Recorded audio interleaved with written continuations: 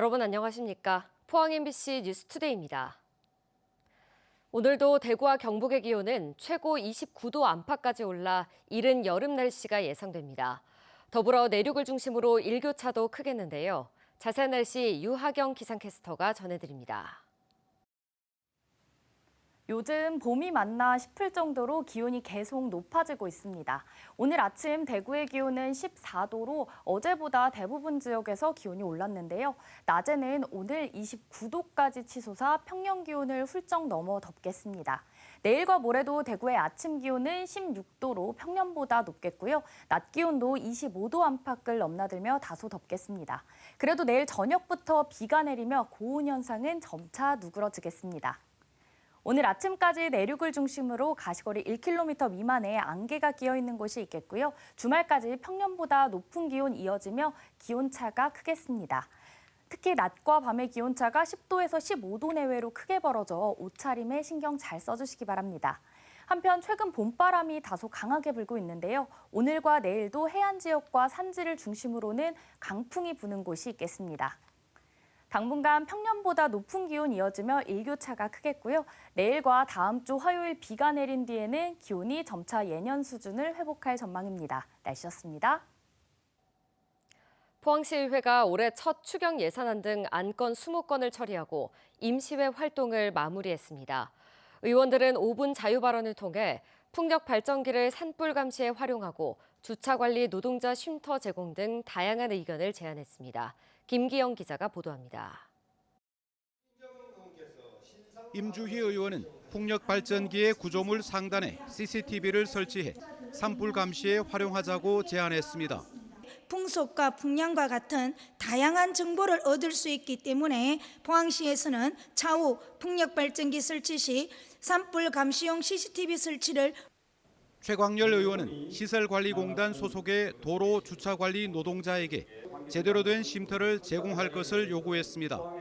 상도 공영 주차장에 방치되어 있는 이동 노동자 쉼터는 차마 쉼터라고는 말할 수 없는 창고에 지나지 않습니다. 김은주 의원은 시민 참여형 지진 아카이브 구축을 제안했습니다. 지진의 기억을 시각화, 입체화, 영상화하여 전 국민은 물론 전 세계인과도 공유할 수 있는 지진 기록 콘텐츠로 발전시켜야 합니다. 김철수 의원은 영일만 대교 노선이 안보상의 이유로 한 차례 변경된 이후 최근 국토부가 경제성을 이유로 또다시 노선 변경 움직임을 보이고 있다며 우려했습니다. 성공적인 사업을 추진을 위해서는 아닌 단순한 예산 절감 논리에 따라 결정된 노선 변경을 본 의원은 절대 받아들일 수가 없습니다. 박칠용 의원은 올 연말 계약이 종료되는 음식물 쓰레기 위탁업체의 재선정을 앞두고 5천억과 1km 떨어진 공장 부지에 적환장 설치 움직임에 대해 반대했고, 김상백 의원은 9홀 증설의 영업을 앞둔 오션힐스 골프장의 야간 조명 설치와 농약 살포로 인한 피해 가능성에 대해 포항시의 감시 역할을 요구했습니다. 김민정 의원은 신상 발언을 통해 장애인형 빙상장 사업 공모에 포항시가 공모 취소를 요청하는 과정에서 내부 결제 절차 규정 위반 등을 지적하며 시의 해명을 요구했습니다. 한편 포항시 의회는 당초 예산 2조 8,900억 원 대비 4.7%, 1,370억 원이 증액돼 제출된 추경 예산안에 대해 4억 7천만 원을 삭감해 의결했습니다. MBC 뉴스 김기영입니다. 포항시의회가 포항지진 손해배상 소송과 관련해 국가의 배상 책임을 이행할 것을 촉구하는 결의안을 채택했습니다. 시의회는 결의안을 통해 항소심 재판부는 포항 촉발 지진에 대한 국가 책임이 명백히 밝혀진 상황에서 더는 지진 피해 주민들이 고통받지 않도록 정의로운 판결을 내려야 한다고 밝혔습니다. 또 포항 지진과 같은 무리한 국책사업 추진으로 인한 인재가 되풀이되지 않도록 정부는 실효성 있는 재발 방지 대책을 마련해야 한다고 강조했습니다. 포스코홀딩스의 호화 해외 이사회 의혹을 수사한 경찰이 혐의가 없다는 결론을 내렸습니다. 서울경찰청 금융범죄수사대는 업무상 배임 등의 혐의로 고발된 최정우 전 회장과 사내외 이사 등 16명에 대해 혐의 없음 불송치 결정을 내렸습니다. 이번 수사는 포스코홀딩스가 지난 2023년 8월 5박 7일 일정으로 캐나다에서 이사회를 열면서 비용 6억 8천만 원가량을 사규와 달리 자회사인 포스코와 캐나다 현지 자회사가 불법 집행하도록 했다는 포스코 본사 미래기술연구원 본원 포항 이전 범대위의 고발에 따라 이루어졌습니다. 초대형 산불로 큰 피해를 본 영덕군이 어제 언론 브리핑을 갖고 산불 피해 복구 계획을 발표했습니다. 다음 달까지 임시 주거시설 조성을 완료하고 실질적인 피해 보상을 추진하겠다고 밝혔는데요. 하지만 당장 영덕군이 사용할 수 있는 재원이 턱없이 부족해 중앙정부 차원의 전폭적인 지원이 필요한 상황입니다. 이규설 기자입니다. 지난달 25일 산불은 강한 바람을 타고 영덕 지품면과 읍내를 거쳐 바닷가 노물까지 순식간에 집어삼켰습니다. 영덕에서만 주민 10명이 숨지고 주택 1,623채, 선박 35척, 농작물 176헥타르, 공장과 점포 400여 동이 잿더미로 변했습니다. 이번에 피해를 본 경북 5개 지자체 중 가장 큰 피해가 발생했습니다. 가장 급한 건 주거시설입니다. 군은 다음 달까지 임시 주거시설 조성을 완료해 이재민들의 일상 복귀를 앞당길 계획입니다. 농업 피해의 경우 농업시설물 복구비로 피해액의 35%, 피해율 50% 이상 농가 1인당 생계비 73만 원 지원, 개인 어망오구 구입비 지원, 양식어가 폐사보험 적용 건의 등을 추진합니다. 소상공인은 피해 업체당 300만 원을 지원하고 피해 중소기업에 대해 저금리 금융 지원을 실시할 계획입니다. 자연산 송이숲을 복원하기 위해 장기적으로는 775억 원을 투입해 5에서 7년에 걸친 중장기 복구 계획을 수립해 진행합니다. 주력 산업인 관광 분야의 위축에 대응해 단체 관광객 인센티브를 제공하고 관광택시와 수요 응답형 버스 등을 도입할 계획입니다. 산불로 인해서 많은 관광객들이 영덕에 오지 않고 있습니다. 그래서 상인들 상당히 어려움을 처해 있는데 그런데 문제는 예산 확보입니다. 산불 이재민을 위한 긴급 자금만 당장 345억 원이 필요하지만 세수가 턱없이 부족한 상황. 특히 산불의 경우 재난지원금의 25%를 영덕군이 충당해야 하는 점이 큰 부담으로 작용하고 있습니다. 우리 군같이 재정가격이 열악한 군은 자부담이 상당히 부담이 큽니다. 그래서 앞으로 특별 교부서라든가 국고 지원금이 상당히 필요하고요. 영덕군은 종합복구계획이 신속하게 추진될 수 있도록 국회에 경북 초대형 산불 피해 복구 및 지원특별법에 조속한 처리를 거듭 촉구할 예정입니다. MBC 뉴스 이규설입니다. 지난달 산림청이 발표한 경북 산불의 산불 영향구역은 약 4만 5천 헥타르였습니다. 이 수치만 해도 역대 최악의 산불로 기록된 2000년 동해안 산불의 2배 가까운 규모인데요. 그런데 최근 경북의 실제 산림 피해 면적을 조사해보니 기존 발표보다 2배 더 많은 9만여 헥타르에 달한다는 예측이 나오고 있습니다. 김서현 기자의 보도입니다. 이번 경북 산불은 의성군에서 시작해 안동, 영양, 청송, 영덕 등 경북 5개 시군을 휩쓸었습니다. 산림당국이 주불 진화를 선언한 건 산불 발화 엿새 만인 지난달 28일. 이때 발표한 전체 산불 영향구역은 4만 5,157헥타르였습니다. 산불 영향구역은 산불 현장에 형성된 화선 안에 포함된 면적을 뜻합니다. 불에 타지 않은 부분까지 어림잡기 때문에 이후 조사를 통해 실제 산림 피해 면적은 통상적으로 그보다 더 작게 나옵니다. 그런데 이번 경북 산불로 인한 실제 산림 피해 면적이 산림청 발표보다 2배 넓은 약 9만 헥타르에 달한다는 예측이 나오고 있습니다. 산불 피해를 입은 5개 시군이 최근 조사한 산림 피해 면적 추산치를 확인해봤습니다. 영양군은 기존 발표된 면적과 큰 차이가 없었지만 안동시는 기존 9천여 헥타르에서 최근 2만 6천여 헥타르로 3배 가까이 늘었고 의성군은 1만 2천 헥타르에서 2만 7천 헥타르에 달하는 등 모두 9만 6천 헥타르가 넘습니다. 지자체 조사에 따르면 피해 면적이 기존 예상보다 배 이상 불어난 겁니다. 산림당국과 각 지자체는 초기에는 산불이 빠르게 지나간 면적만 추산했고 또 주불 진화 이후에도 잔불 피해가 계속됐기 때문이라고 설명했습니다. 하지만 실제 피해 면적이 산불 영향구역보다 2배가량 차이가 나는 건 이례적입니다.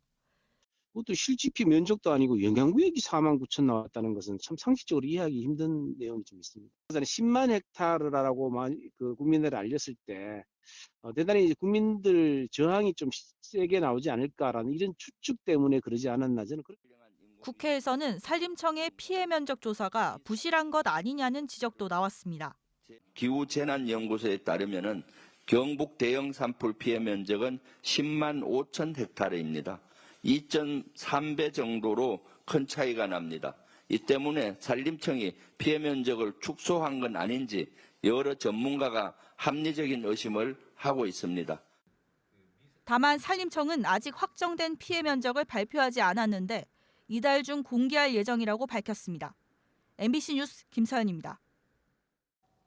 포스코 포항제철소가 기존 노후 설비를 대체하기 위해 600메가와트 규모의 LNG 발전 설비를 신설하는 것과 관련해 지역 환경단체가 탄소 중립에 역행하는 사업이라며 반발하고 나섰습니다. 포항환경운동연합은 성명을 내고 포스코가 현재 운영 중인 LNG 발전소의 발전 용량을 2배 가까이 확대하려 한다며 이는 환경을 고려하지 않고 기업의 이익만을 생각하는 무책임한 행태라고 비판했습니다. 특히 신규 부지의 경우 도심 주거지역과 더욱 인접해 있어 지역민의 안전과 환경, 생존권을 침해할 우려가 있다며 사업 전면 재검토를 촉구했습니다. 플랜트 건설 노동자들이 정부를 상대로 생존권 보장을 위한 제도 개선을 요구하고 나섰습니다. 전국 플랜트 건설 노조 포항지부는 어제 고용노동부 포항지청 앞에서 기자회견을 열고 노후화된 산업단지에서 산업재해가 빈번히 발생한다며 노후설비 관리를 위한 기계설비법 개정을 촉구했습니다. 이어 건설 노동자의 퇴직 공제금을 물가에 맞게 인상하고 유해 화학물질 안전교육 제도를 현장에 맞도록 현실화하라고 덧붙였습니다. 통일 신라시대부터 조선시대에 걸쳐 유물이 출토된 대구 달성 축곡산 일대 도로공사 현장에서 유물과 유구 20여 점이 출토됐습니다. 그런데 달성군이 공사를 그대로 진행하기로 해 논란이 되고 있습니다. 손은민 기자입니다. 흙을 여러 층 걷어내자 돌로 만든 낮은 방이 나옵니다. 토기도 함께 발견됐습니다. 발굴 조사팀은 통일신라시대 돌방 무덤이라고 밝혔습니다. 고려시대 무덤과 조선시대 집터, 별자리 등이 새겨진 암각석도 있습니다. 농사와 농경이나 먹고 사는 곳에서 굉장히 중요하게 해달라고 하는 이런 기원적인 제사 형태의 유적도 되는 거죠. 모두 대구 달성군 죽곡산 일대 도로 공사 현장에서 나온 겁니다. 달성군은 죽곡산을 가로질러 강정마을과 죽곡 2지구를 연결하는 2차로 도로를 새로 내려 합니다. 강정고령보를 찾는 사람들이 많아 일대 정체가 심하다는 게 이유입니다. 면적은 축구장 2개 크기의 15,000여 제곱미터. 지난 2023년 11월 법이 정한 문화재 지표 조사를 빼먹고 착공했다 유물이 잇따라 발견되자 달성군은 공사를 멈추고 뒤늦게 발굴 조사를 벌였습니다. 1년가량 조사 끝에 통일 신라시대부터 조선시대에 걸친 유구 11기, 유물 12점이 확인됐습니다. 그런데 다음 주 도로 공사를 다시 시작합니다. 국가유산청이 무덤 등은 기록으로만 남기고 발굴된 유물은 옮겨 보존한 뒤 공사해도 된다고 결론 냈기 때문입니다. 시민단체와 일부 주민들이 유적 가치를 따져보는 토론회를 열어달라 요구했지만 받아들여지지 않았습니다. 현장 보존이라든지 그 정도의 가치는 없다라고 판단이 되었나 봐요. 국가유산청에서 또 결정이 내려졌으니까. 그리고 저희는 이제 토론회나 이런 게 의무사항이 아니고. 국가유산청은 수습한 유물들을 국립대구박물관 등으로 옮길 계획입니다. 시민사회와 학계는 크게 반발했습니다. 드러내어서 박물관 마당으로 옮기는 순간 그 고대 유적과 유물은 생명성을 잃어버린다. 왜 이곳에 있고 이 바위에 구멍을 팠을까라는 것은 그 지역 환경과 그 당시의 시공간에 대해서 살아가는 사람들의 삶의 투쟁을 보여주는 것이기 때문에 그 현장에 둬야 되는 겁니다. 과거 우리 지역의 문명이 어떻게 나타나 흘러왔는지 보여주는 살아있는 역사책을 없애는 일이라는 겁니다.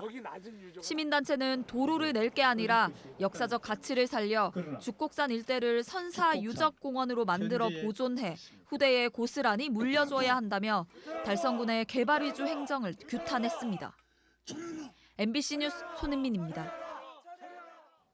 포항해양경찰서는 러시아산 킹크랩 등을 국내에 몰래 들여온 밀수선 선장과 선주, 브로커 등 4명을 구속하고 운반 보관 판매에 관여한 3명을 불구속 입건했습니다. 이들은 지난 3월 1일 동해 공해상에서 외국 국적 선박으로부터 러시아산 레드 킹크랩 4.3톤을 받아 포항 구룡포항으로 들어온 혐의를 받고 있습니다. 해경은 수사 과정에서 추가로 발견한 러시아산 털개 1.1톤도 압수했습니다. 포항시가 체류형 해양 관광도시 조성을 위한 민자 유치에 속도를 내고 있습니다. 이강덕 포항시장은 지난 16일 서울 용평 리조트에서 이마군 모나용평 대표이사와 면담을 갖고 코스타밸리 관광휴양지구 조성을 위한 개발 방향과 협력 방안을 논의했습니다. 코스타밸리는 포항시 남구 장기면 일원 165만 제곱미터 부지에 200실 규모의 관광호텔과 170실 콘도미니엄, 18홀 대중제 골프장, 국내 최대 규모의 펫파크 등을 갖춘 관광 복합단지로 내년부터 2028년까지 단계적으로 조성될 계획입니다. 경주시는 중소기업의 경영 안정을 위해 중소기업 매출 채권 보험료 지원 사업을 실시합니다. 매출 채권 보험은 중소기업이 거래처에 납품한 뒤 대금을 회수하지 못할 경우 손실을 보전받을 수 있는 공적 보험 제도로 신용보증기금에서 운영하고 있습니다. 보험료는 기업당 최대 200만 원 한도로 선 할인된 보험료의 20%를 지원하는 방식으로 대구 신용보험센터에서 신청하면 됩니다. 울릉도 주민들이 현재 활주로 길이 1,200m로 건설 중인 울릉공항의 활주로 대폭 연장을 촉구하고 나섰습니다. 주민들은 무안공항 여객기 참사 이후 불안감이 커지고 있다며 80인승 항공기가 안전하게 이착륙할 수 있도록 활주로의 길이와 폭을 대폭 확장해야 한다라고 밝혔습니다.